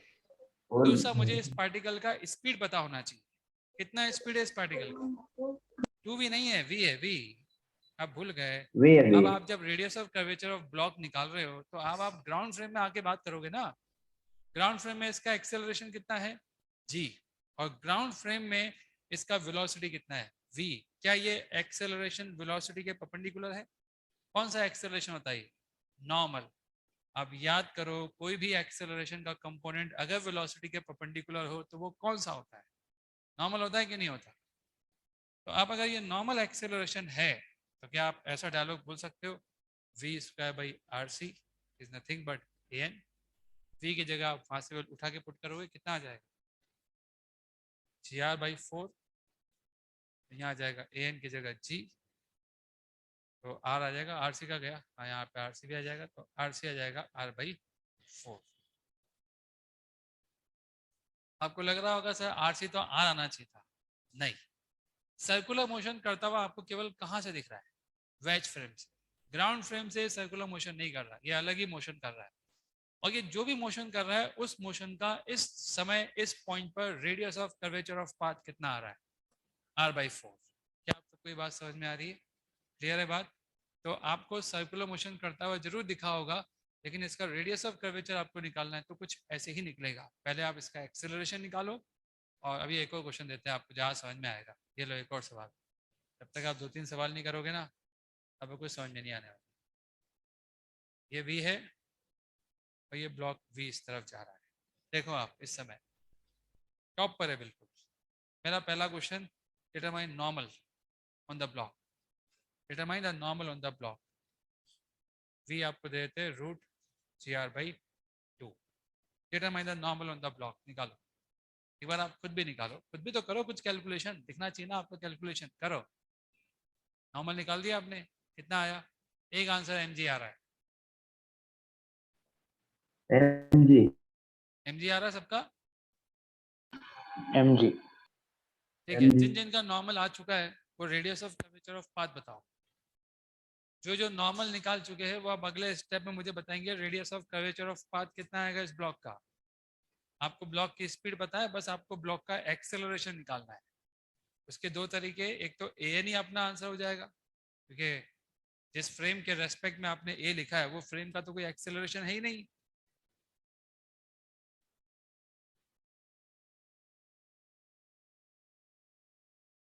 मैं नॉर्मल निकालता हूँ, क्या पता है एम जी आ भी रहा है कि नहीं आ रहा। सबसे पहले मैं इस पे बैठ गया और मुझे जो स्पीड दिखी वो दिखी 2v, सेंटर ये रहा, सर्कुलर मोशन करता हुआ दिख रहा है मुझे भी फिलहाल तो मैंने नीचे मान लिया mg और ऊपर मान लिया n, और फिर मैंने इक्वेशन लगा दी mg minus n is equal to m 4v square by r। फिर मैंने v की वैल्यू यहाँ से उठा के रखी, तो जब मैं रखूँगा तो ये तो n तो 0 आ जाएगा, mg minus m by r 4 G R by 4, n आ गया 0। There is no contact. जैसे ही आप इतनी स्पीड पे देखोगे तो कांटेक्ट ही खत्म हो जाएगा इनका। समझ में आ रहा है आपको? नॉर्मल जीरो का मतलब कांटेक्ट खत्म। अगर नॉर्मल नेगेटिव भी आ जाए, अगर आपका नॉर्मल इस केस में नेगेटिव भी आ जाए तो इसका मतलब ये नहीं है कि नॉर्मल उल्टा लग जाएगा। उल्टा लग ही नहीं सकता, कौन लगाएगा उल्टा? वो तो एक केस था ना, ये वाला नजरबंद वाला केस, इसमें ऐसा हो रहा था जीरो होने के बाद नेगेटिव भी हो सकता है, उल्टा हो जाएगा। यहाँ कैसे होगा उल्टा? यहाँ तो नहीं होगा। तो यहाँ तो अगर आपका नॉर्मल नेगेटिव आया या जीरो आया, आप ये मानोगे कॉन्टेक्ट छूट चुका है। चलिए आप बताइए इसका एक्सेलरेशन कितना आ रहा है, कितना आ रहा है? वैल्यू तो बताओ। जी आ रहा है ना? कैसे मालूम पड़ा एक्सेलरेशन जी? दो तरीके से, एक तो ए एन ही अपना आंसर हो जाएगा, दूसरा नॉर्मल अगर जीरो है तो एक ही फोर्स लग रहा है, कौन सा? ग्रेविटी। तो एक्सेलरेशन कितना हो जाएगा? जी। क्या आप सबको समझ में आ रहा है इसका एक्सेलरेशन जी होगा? मैंने आपसे रेडियस ऑफ कर्वेचर ही पूछा है, बताओ। सेम ही आंसर आएगा।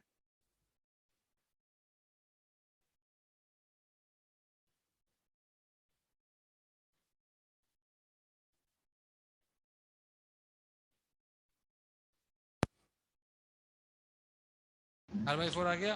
सबको समझ में आ गया भाई? आर से आ गया। चलिए, उम्मीद है आप सबको ये कंसेप्ट तो क्लियर हो गया। अगला सवाल आपके लिए।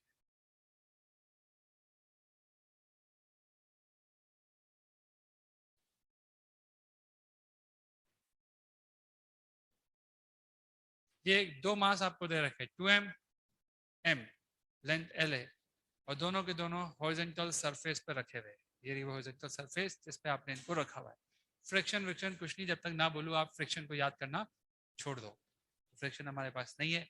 इसको हमने इस तरफ एक वेलोसिटी दी रस्सी के परपेंडिकुलर 3v, और इसको भी हमने इस तरफ एक वेलोसिटी दी, तो वो हमने दी v। अब मेरा आपसे सवाल क्या है? Determine the tension in the string at this moment. Determine the tension in string at this moment. इस मोमेंट पे आपको बताना है कि टेंशन इन द रस्सी कितना हो।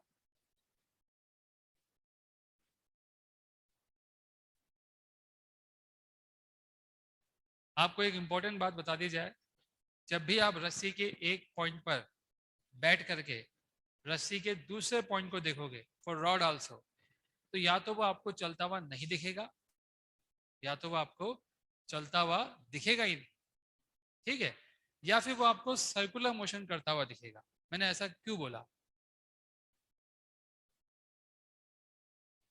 सेम होगा तो नहीं दिखेगा। इधर देखो भाई, इधर देखो, देख लो अभी रस्सी है ना, रस्सी है कि नहीं है? ये पॉइंट 1 है, ये पॉइंट 2 है। 1 पे बैठ के 2 को देखो, आपको उससे दूरी हमेशा क्या दिखेगी? सेम। तो अगर मान लो आपकी इस रस्सी का ओरिएंटेशन भी चेंज नहीं हुआ, तो आपको 1 पे बैठ के 2 हमेशा कैसा दिखेगा? चुपचाप। मैं दिखाता हूँ एक केस। ये रहा एक ब्लॉक, ये रहा एक दूसरा ब्लॉक, दोनों चल रहे। ये 1 है, ये 2 है, ये चल रहा है। आप 1 से पूछो 2 कैसा दिखेगा उसको? हमेशा चुपचाप। क्यों? क्योंकि 1 और 2 के बीच की दूरी क्या रहेगी? सेम। तो पोजीशन वेक्टर हमेशा इतना का इतना ही रहेगा, वो बदलता हुआ नहीं दिखेगा। इस रस्सी के एक पॉइंट पे बैठ के दूसरे पॉइंट को देखोगे तो ऐसा हो सकता है कि आपको वो पॉइंट चलता हुआ ना दिखे। इस केस में क्या? इस केस में आपका मोती यहाँ आ जाएगा, फिर थोड़ी देर बाद यहाँ आ जाएगा। आप 1 से 2 से पूछोगे ना, तो पहले पोजीशन वेक्टर ये था, 1 यहाँ होगा, 2 यहाँ होगा, पोजीशन वेक्टर ये होगा, 1 यहाँ होगा, 2 यहाँ होगा, ऐसा समझो। तो पोजीशन वेक्टर का लेंथ तो सेम ही आएगा, लेकिन 1 को ऐसा लगेगा कि वो हमेशा अपना ओरिएंटेशन चेंज कर रहा है। दूरी सेम है मेरे से हमेशा। तो 1 को 2 कौन सा मोशन करता हुआ दिखेगा? Circular motion. अब बात समझ में आ रही है?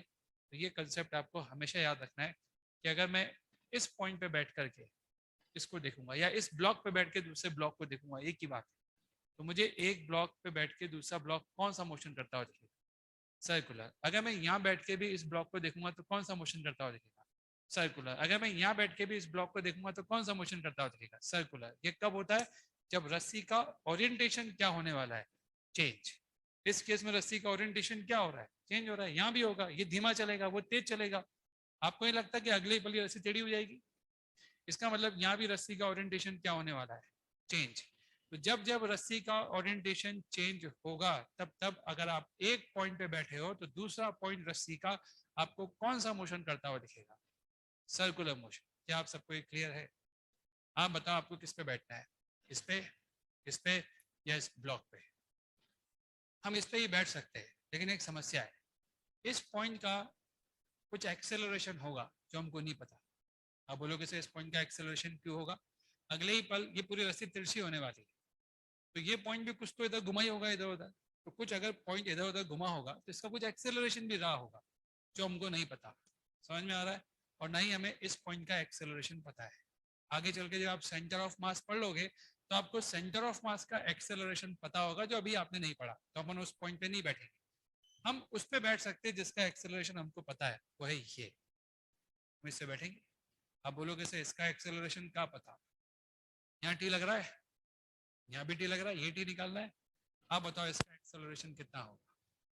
E upon 2m। कोई डाउट किसी को इसमें? कैसे लिखा मैंने ये एक्सेलरेशन? फोर्स अपॉन मास करके लिख दिया ना। मुझे अगर इसका एक्सेलरेशन पता है तो इस पे बैठ करके मैं इस पे क्या लगा सकता हूँ? Pseudo force. आप बताओ सूडो फोर्स कितना लगेगा? इस पे बैठ चुका हूँ मैं, कितना लगेगा सूडो फोर्स? इस तरफ लगेगा ना? ठीक है भाई, सूडो फोर्स लगा दिया। कितना लगेगा pseudo force? A/2m into m यानी T/2। कोई डाउट किसी को इसमें? ओके। आप जब वहां से बैठ के इसको देखेंगे तो वेलोसिटी तो ना दिखेगी, क्या दिखेगी? टू भी देखेगी ना हमको वेलोसिटी। मैं टॉप व्यू बना रहा हूँ इसका, टॉप व्यू। टॉप व्यू से थोड़ा अच्छा लगेगा आपको। ये रहा एक ब्लॉक, ये दूसरा ब्लॉक। यहाँ बैठ चुके हैं बच्चों, यहाँ बैठ गए ना, तो हमको टू भी दिखेगा इस तरफ। एग्री? 3 - 3 करो आप, 3 - 3 करोगे तो -2 भी आएगा पीछे की तरफ। इधर दिखा दिया मैंने। ये लंबाई कितनी है? L है। सूडो फोर्स के हिसाब से T लग रहा है, और एक और कौन सा लग रहा है? T/2। हो गए सारे फोर्स? हो गए ना सारे फोर्स? यहाँ से बैठ के ये कौन सा मोशन कर रहा है? Circular motion. सर्कुलर मोशन में एक नॉर्मल एक्सेलरेशन होता है क्या? होता है, होता है ना। कितना होता है बताओ? an कितना आ जाएगा? जो भी स्पीड दिख रही है उस फ्रेम में, उसके हिसाब से 4v²/L हो जाएगा। याद रखिए, आप कौन से फ्रेम पे खड़े होकर सर्कुलर मोशन होने का दावा कर रहे हो? उस रस्सी के किसी एक पॉइंट पे। वो पॉइंट आपने ये सेलेक्ट किया है क्योंकि आपको इस पॉइंट का क्या पता है? एक्सेलरेशन। एक्सेलरेशन पता होना क्यों जरूरी है भाई? तुम बताओ भाई, क्यों पता होना चाहिए एक्सेलरेशन? बैठ जाओ, तुम बताओ। बैठ जाओ, तुम बताओ। हम जिस पॉइंट पे खड़े हैं उस पॉइंट का ए हमें क्यों पता होना चाहिए? Very good. सूडो फोर्स लगाने के लिए हमें ए तो पता होना चाहिए ना, तभी तो लगाएंगे सूडो फोर्स। तो अगर आप यहाँ पे खड़े हो गए तो आपको यहाँ का क्या पता होना चाहिए? ए पता होना चाहिए, ताकि आप सूडो फोर्स लगा सको। अब आप यहाँ खड़े हो गए, हम तो यहाँ खड़े हो जाएंगे, हो जाओ। लेकिन यहाँ का क्या पता होना चाहिए? ए। ताकि, क्योंकि क्या, अगर आपको ए नहीं पता तो अभी आपको यही नहीं पता कि ये फ्रेम इनर्शियल है कि नॉन इनर्शियल। जब यही नहीं पता तो आप न्यूटन सेकंड लॉ लगा कैसे रहे हो? Newton second law is valid only for inertial frame. और अगर आप नॉन इनर्शियल फ्रेम में लगाना चाहते भी हो, लगा सकते हो, प्रोविजन है। लेकिन उसके लिए आपको पता क्या होना चाहिए? ए। इसलिए हमने इस पे सिलेक्ट किया। अब तो हो गया क्वेश्चन खत्म। T plus T/2 is equal to mass कितना है इसका? m। 2v का an तो लिख दिया ना, 4v²/L। सॉल्व कर लो, आपको T मिल जाएगा। क्या आप सबको ये सवाल समझ में आया? खड़ा हो जाओ फटाफट।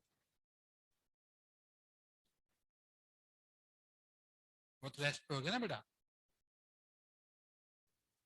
हाँ, तो रेस्ट पे लाने के लिए तो इससे बैठे हैं हम, तो सूडो फोर्स लगाना पड़ेगा ना। आप न्यूटन सेकंड लॉ मुझसे पढ़े हो कि नहीं पढ़े? मुझसे पढ़ो Newton second law. Newton second law मुझसे पढ़ो, वापस से पढ़ो उसको, जितना ही पढ़ाया सबको वापस पढ़ो। ठीक है? मतलब क्या कर रहे हो, कैसी हदें कर रहे हो? वहां पे अपन ने कभी सूडो फोर्स नहीं लगाया क्या? तो जिस पे बैठते हो उसको रेस्ट पे मानते कि नहीं मानते? और उसका जो भी ए होता है उस पर एम एफ फोर्स नहीं लगा देते विपरीत दिशा में?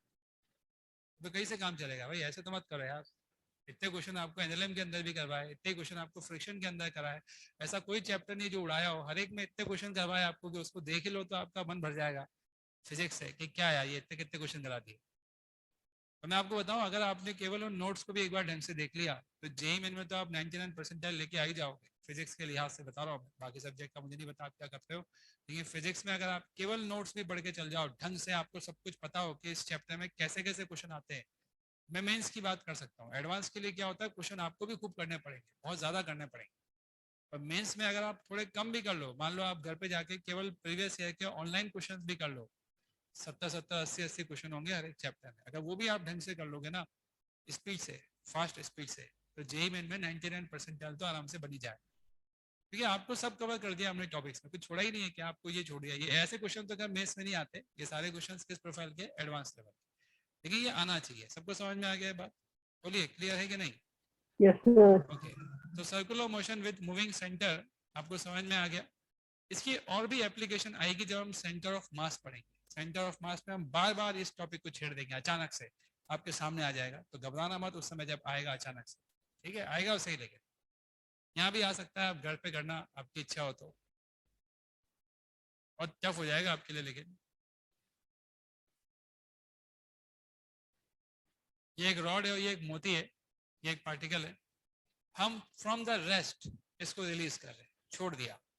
छोड़ने के बाद आपसे पूछा जा रहा है कि फ्रॉम रेस्ट अगर हमने रिलीज किया है, फ्रॉम रेस्ट रिलीज, समझ में आ रहा है क्या क्वेश्चन?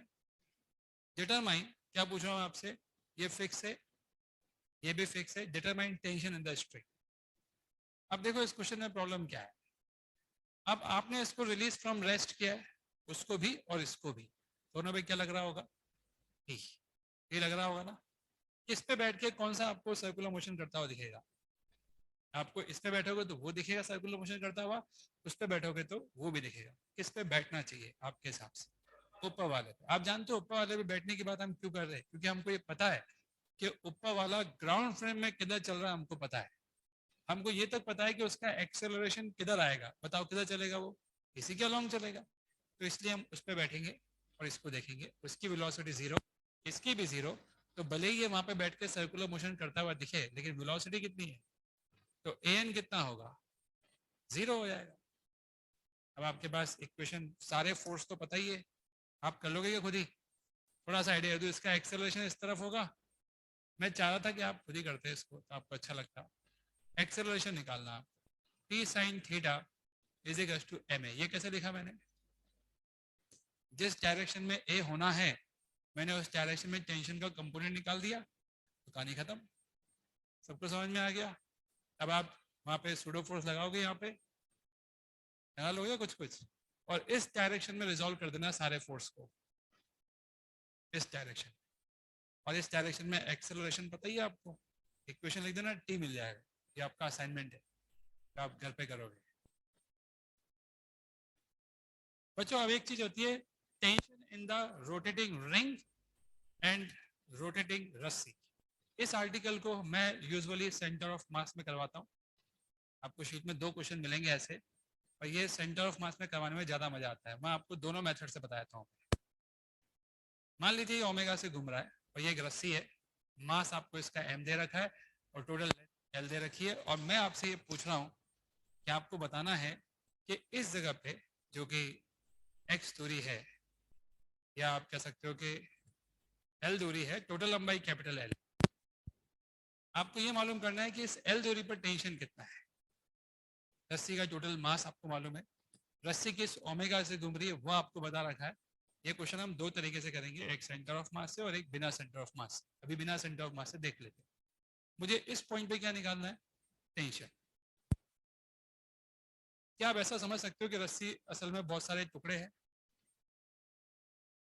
क्या ये सारे टुकड़े आपस में एक दूसरे पे फोर्स लगाते हैं? क्या कौन सा फोर्स लगाते हैं? Tension force. याद आ गया आपको सबको? सब एक दूसरे को टेंशन फोर्स लगाते हैं। याद करिए जब न्यूटन सेकंड लॉ पढ़ाया गया तो आपको बताया था कि रस्सी आपस में इंटरेक्ट करती है और उसी इंटरेक्शन फोर्स को हम क्या कहते हैं? टेंशन। तो टेंशन तो हर जगह लग रहा है। तो यहाँ पर टेंशन पूछने का मतलब क्या है? यहाँ पर टेंशन पूछने का मतलब ये कि ये वाला पार्टिकल और इधर वाला पार्टिकल, ये दोनों पार्टिकल एक दूसरे पे जो फोर्स लगा रहे होंगे वो फोर्स आपसे पूछा जा रहा है। मैं उस फोर्स को आपको रेड कलर से दिखा देता हूँ जो ये उस पर लगा रहा है। ये रहा वो टी, मुझे ये टी निकालना है। एक बात बताओ, केवल इस पे एनएलएम लगाऊं या इस पूरे सिस्टम में एनएलएम लगा दूं? पूरे सिस्टम पे एनएलएम लगाने में मुझे फायदा क्या मिलने वाला है? आपको याद है हमने एक क्वेश्चन किया था 3 ब्लॉक का, ऐसे घूम रहा था, 4 ब्लॉक थे, यहाँ पे टेंशन निकालने के लिए पूरे सिस्टम पे इक्वेशन लिखी थी। फायदा क्या मिला था? सीडी खत्म हो गए थे। लेकिन उस इक्वेशन को लिखने के लिए हमें इन तीनों का क्या चाहिए था? ए। एम ए नहीं किया था। यहाँ पे ऐसे 3 नहीं है, इनफाइनाइट है। कोई बात नहीं, हमको तो पता है इनफाइनाइट के लिए एनाकोंडा को बुलाना पड़ता है, बुला लेंगे एनाकोंडा को। सबसे पहले एक्स दूरी पे जाके हम एक एलिमेंट बनाते हैं इसका एक्सेलरेशन बताओ कितना होगा, ओमेगा स्क्वायर एक्स, कोई डाउट? Yes sir. इसका मास बताओ कितना होगा, इसका मास m/l इंटू dx, इसमें कोई डाउट है? मास पर यूनिट लेंथ लिया मैंने और उसको dx से मल्टीप्लाई करा, मैंने जो एलिमेंट सेलेक्ट किया मुझे उसका मास मिल चुका है और मुझे इसका एक्सेलरेशन भी पता है, और मुझे पता है ऐसे कितने होंगे, बहुत सारे, और मुझे सबका ma का समीशन करना है। अरे भाई कोई मुझसे पूछे कि क्या होगा, वो यही तो होगा ना, बोलिए हाँ या ना। यहाँ पे t कैसे निकल आता है, ma, यहाँ पे क्या करेंगे, t, ma, सारे ma, इन सारे ma को सम इंटीग्रेशन के अलावा क्या चारा आपके पास, कोई चारा नहीं है। dm की जगह आप रखो m/l और a की जगह रखो ओमेगा स्क्वायर x dx, आपको इन सबका समीशन करना है। समीशन के लिए आपको एनाकोंडा को बुलाना ही पड़ेगा, तो आपने एनाकोंडा को याद किया और उसने इंटीग्रेशन करके आपको आंसर दे दिया। आप बताओ इंटीग्रेशन कहाँ से कहाँ तक करना पड़ेगा, एल से कैपिटल एल तक, स्मॉल एल से कैपिटल एल तक, omega square by 2 L square minus L square. आया समझ में? क्या आप सबको स्कीम समझ में आ गई, क्या किया हमने?